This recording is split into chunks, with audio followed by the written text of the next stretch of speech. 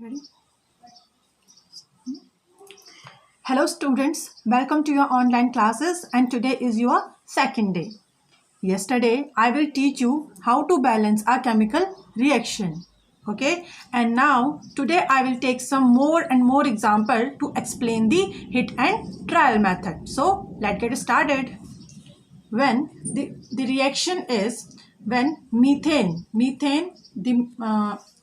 chemical formula is CH4. Clear? Methane का जो formula होता है वो होता है CH4. When methane is burnt with oxygen, सबको पता है ऑक्सीजन का फॉर्मूला क्या है? O2. It forms carbon dioxide plus water.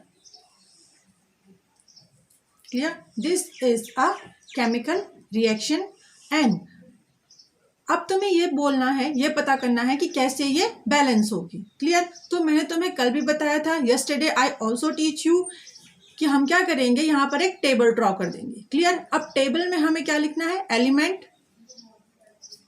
Reactant and product. अब कल भी बताया था कि रिएक्टेंट और प्रोडक्ट क्या होते हैं. जो ये एरो हमने बना रखा है, एरो के पोर्शन पर जो हमारे पास सब्सटेंस होंगे उन्हें हम क्या बोलेंगे? प्रोडक्ट. और इसके टेल पोर्शन पर जो होंगे उसे हम क्या बोलेंगे? रिएक्टेंट. क्लियर? अब ये देखो कि ये पूरी ओवरऑल रिएक्शन कितने एलिमेंट से मिलकर बनी हुई है. तो first carbon, second hydrogen and third oxygen. Clear? Any doubt? No doubt. Clear? Now अब देखो कि जो रिएक्टेंट वाला एरिया है और जो प्रोडक्ट वाला एरिया है, या फिर जो रिएक्टेंट वाली साइड है और प्रोडक्ट वाली साइड है, उसमें कार्बन के कितने नंबर्स हैं. इन दिस केस कहने का मतलब है जो मीथेन है उसमें कार्बन कितना है? 1. और कार्बन डाइऑक्साइड है, कार्बन कितना है? 1. इसका मतलब है रिएक्टेंट की साइड पर भी क्या है? कार्बन क्या है? 1. और प्रोडक्ट की साइड पर भी कार्बन कितना है? 1. Clear? Now the next element is hydrogen. अब देखो जो हाइड्रोजन है, ठीक है, वो रिएक्टेंट पर कितना है? 4. क्लियर? कितना है? 4. और जो हमारे पास प्रोडक्ट है वहां पर कितना है? 2. Any doubt? No doubt. Then oxygen. Okay, oxygen यहां पर कितना है हमारे पास? 2. अब तुम्हें बहुत ध्यान से देखना है कि जब मैं ऑक्सीजन को देखूंगी तो प्रोडक्ट में कार्बन डाइऑक्साइड के पास भी ऑक्सीजन है और वाटर के पास भी ऑक्सीजन है. तो हम क्या दोनों क्या करेंगे? ऐड कर देंगे. क्लियर? ऑक्सीजन यहाँ पर कितना है? 2. और यहाँ पर कितना है? 1. तो टोटल कितने हो गए? 2 + 1 = 3. तो अब हमें क्या करनी पड़ेगी? ये रिएक्शन बैलेंस करनी पड़ेगी. क्लियर? तो सबसे पहला स्टेप नंबर 1 हम क्या करेंगे कि जहां पर हम क्या कर सकते हैं? मल्टीप्लाई कर सकते हैं. ठीक है? बैलेंस करने के लिए वहां पर हम क्या कर देंगे? मल्टीप्लाई कर देंगे. हाइड्रोजन जो है वो रिएक्टेंट पर कितना है? 4. और प्रोडक्ट में कितना है? 2. तो क्या कर देंगे? जो प्रोडक्ट वाली साइड है, क्लियर, ये तो क्या है मेरे पास? रिएक्टेंट.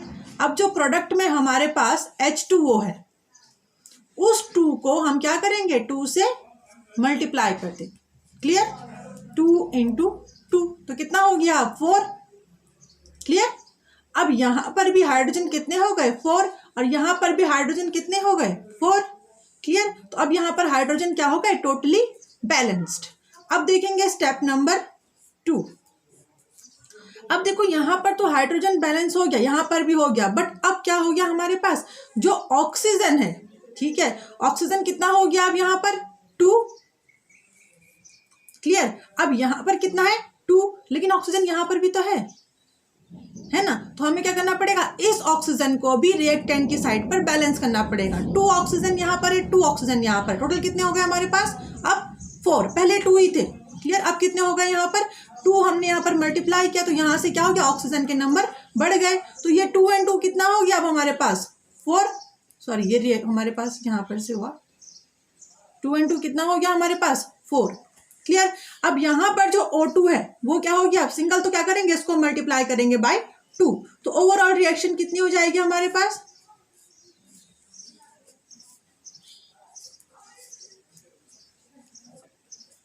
तो ये हमारे पास क्या हो गई? केमिकल रिएक्शन क्या हो गई हमारे पास? बैलेंस. अब देखो यहां पर भी कितने ऑक्सीजन हो गए? 2 × 2 4. और यहां पर भी कितने हो गए? 2 × 2 4. तो अब हमारे पास टोटली क्या हो गई?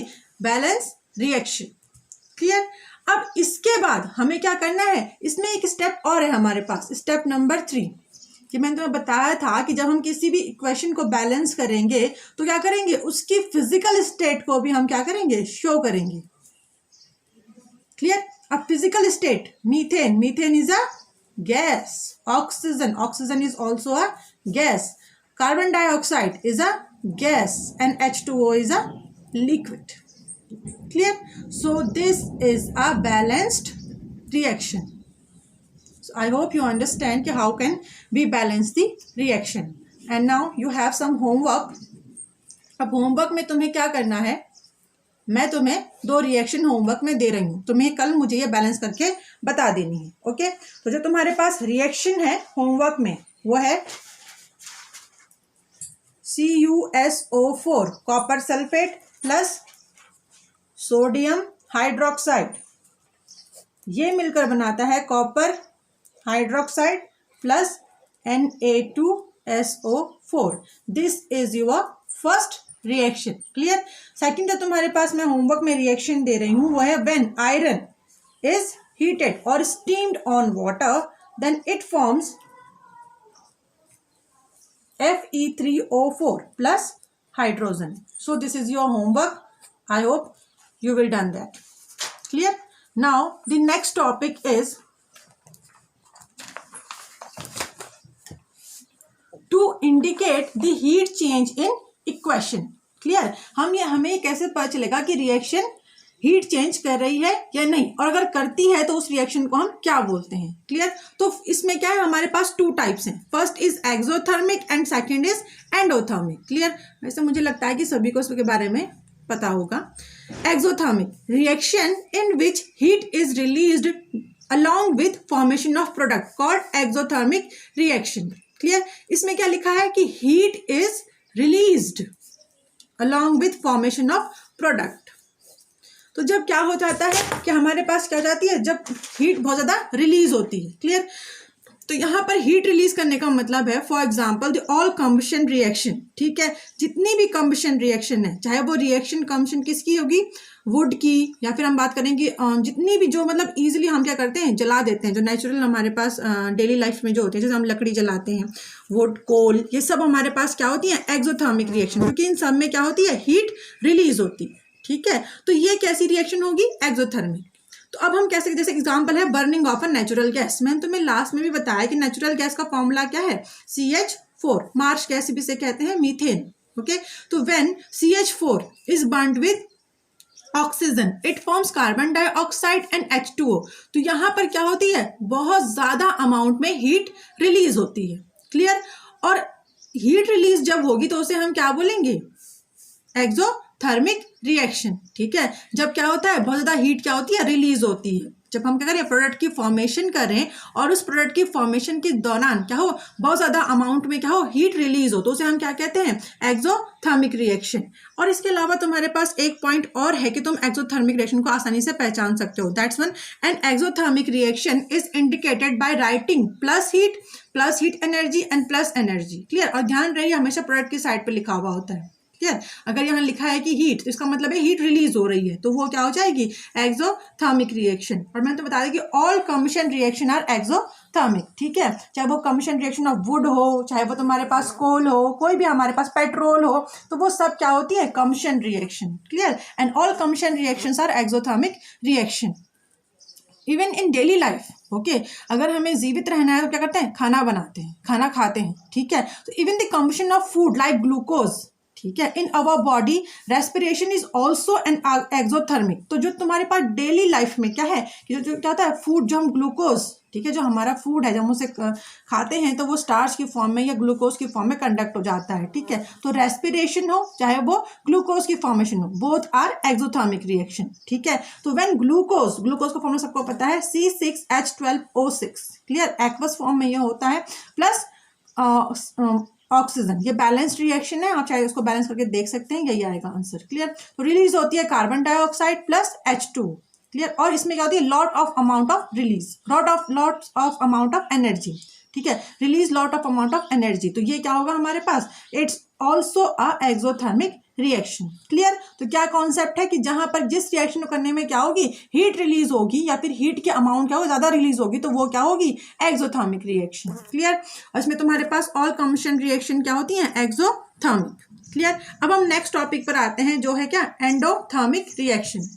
Okay, the reaction which require energy in the form of heat, light and electricity is called endothermic reaction. ठीक है?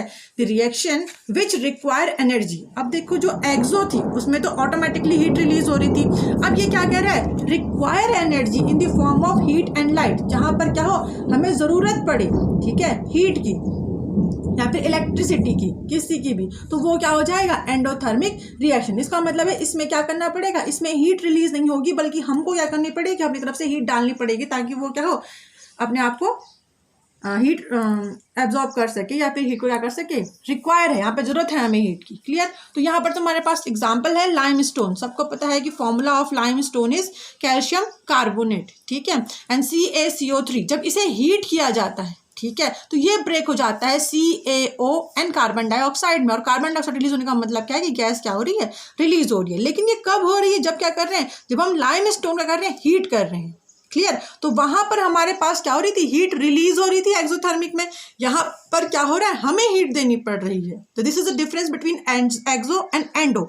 एक्सो का मतलब है कि हीट रिलीज करना और एंडो का मतलब है कि इसको रिक्वायर है,